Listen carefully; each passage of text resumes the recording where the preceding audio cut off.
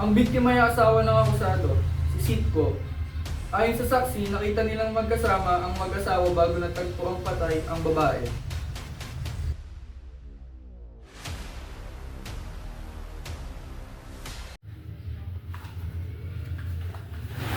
Day? Day? Saan ka na, Mare? Mare?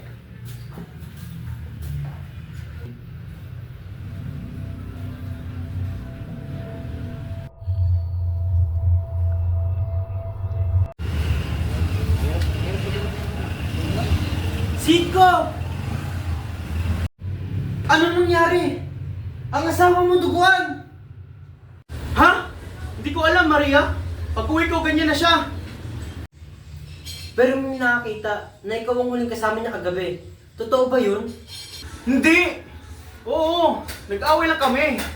Pero hindi ko siya pinatay. Hindi! Tatawag ako ng pulis!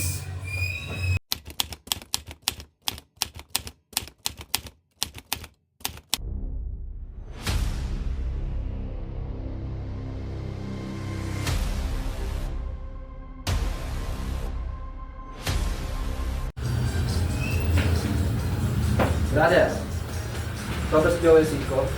Oo, sir. Oo nga. Sumama ka muna sa amin. Ikaw ang tinutulong Sir, sa bakit, sir? ito patay sa asawa mo si Inday. Sir, hindi ko kahit gawin sa asawa ko yun, sir. Sir! Ikaw ay naaresto namin sa patay. Ikaw ang may karapatang manahimik o magpasawalang tibo. Ano mang nang mong sasabihin ay maaaring gawing pabor o laban sa iyo sa korte.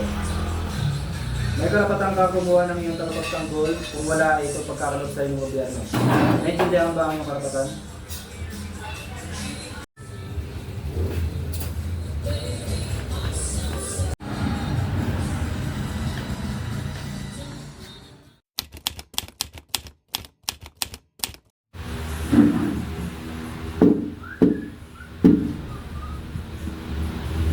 The court is now in session.